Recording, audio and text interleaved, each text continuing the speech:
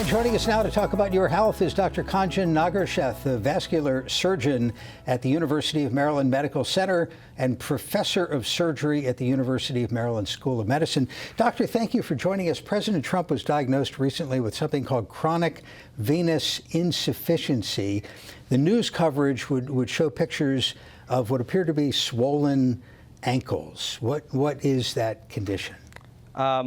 Thanks for the question. Thanks for inviting me. So chronic venous insufficiency affects one half of the circulatory system in our body. Our body has blood vessels from the heart and back to the heart.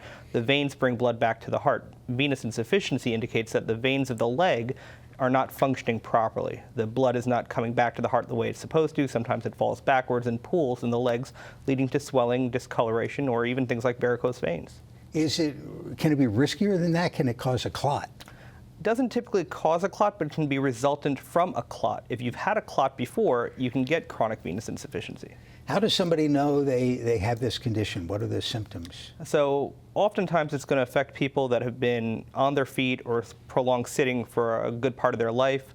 About 40 to 50% of the people over the age of 50 get it. You're going to find things like swelling of the legs, sometimes fatigue and heaviness at the end of the day, itching, sometimes discoloration of the skin at the ankles and the feet. Is it related to varicose veins? So it goes on a spectrum from people having no symptoms at all the way to having open sores and ulcers around the ankles. Varicose veins are in the middle of that spectrum, so it does occur in people with varicose veins. What can you do for somebody with this condition? What's the range of treatments? So the range of treatments oftentimes starts with conservative measures, something like elevating your legs at the end of the day when you come home if they're swollen. Keeping your legs above the level of your heart when you're in your recliner helps decrease the swelling.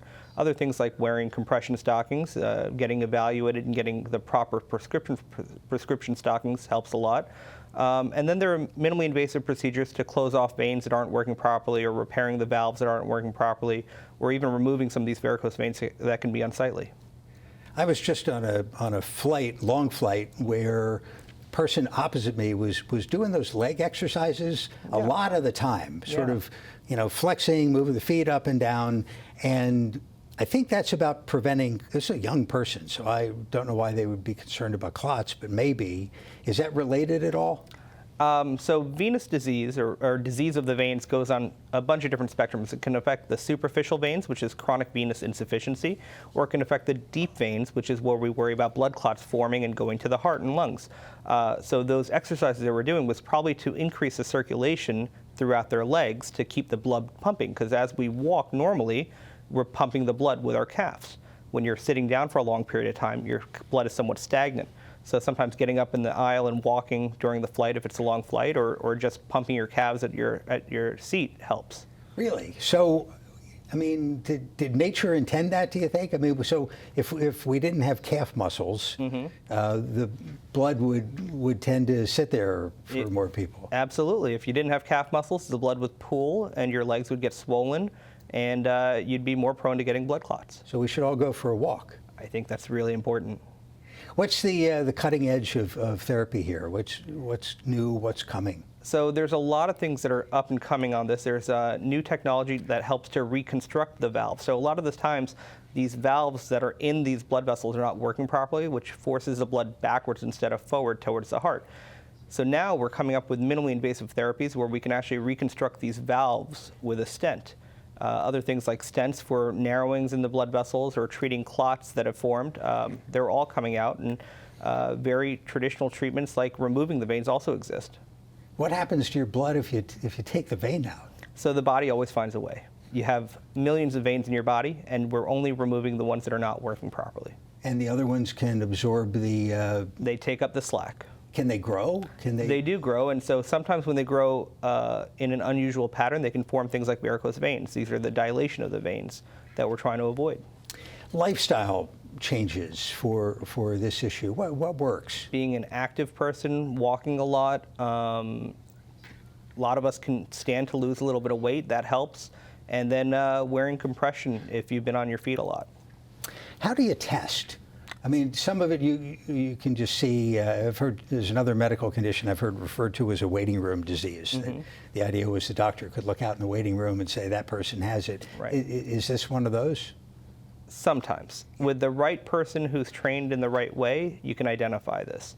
A lot of times people think they just have things like arthritis and they get swelling because of arthritis. Sometimes that's the case. Oftentimes it's this vein disease that's kind of hiding under the surface. So getting seen by a vascular specialist is very important, and just being proactive about your health. Is there anything primary care can do for this? Absolutely. So seeing your primary care doctor if anything's changed, if you're getting more swelling, if you're getting more discoloration, talking to your PCP about this is a great idea, and they'll usually be able to direct you in the right way.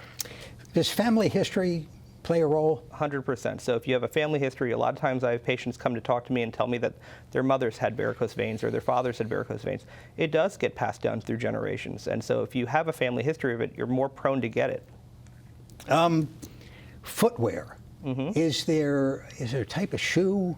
You talked about compression socks or stockings. Is there a type of shoe that might help? Good arch support helps a lot, especially in people as we get older. If you have things like high blood pressure or diabetes, it can lead to problems with the circulatory system throughout your body.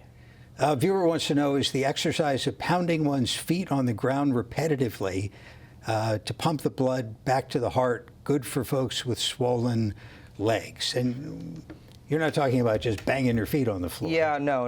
Nothing dramatic or traumatic. But pounding the pavement, pounding the pavement that's and understood walking, to mean going for a walk. That's a great way to do it, but just a simple calf pump or a heel lift helps a lot.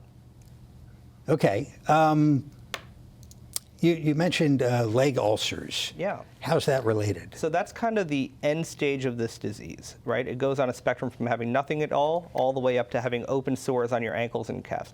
These ulcers become very painful and they're hard to heal, which is why we try to treat this preemptively and before that happens. You believe you can intercept that if you get to somebody early enough? Very often. If you get to someone early enough, you can get the right conservative measures and never need a procedure or surgery. What causes the ulcer? Is that related to, sometimes people have a wound and it heals slowly? Yeah, that's exactly what we're talking about, is that if your legs are very swollen, our skin heals from the edges. So if you have a cut, it's going to heal from the edges in. And so if your leg is very swollen, that skin is kept open by that swelling, so it prevents the skin from growing together.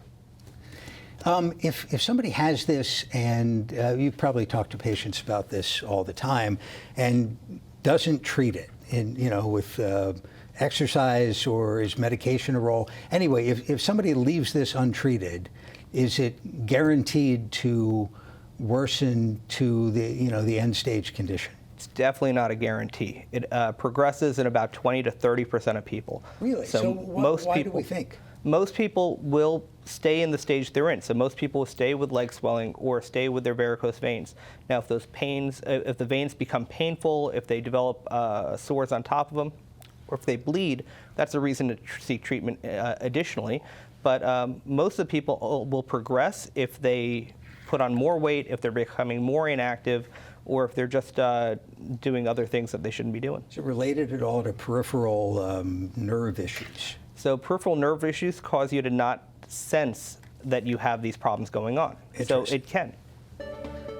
All right, Dr. Khanjan Nagarsheth is a vascular surgeon at the University of Maryland Medical Center, also professor of surgery at the University of Maryland School of Medicine. Doctor, we appreciate your time. Thank you very much. Your health segments are a co-production of Maryland Public Television and the University of Maryland Medical System.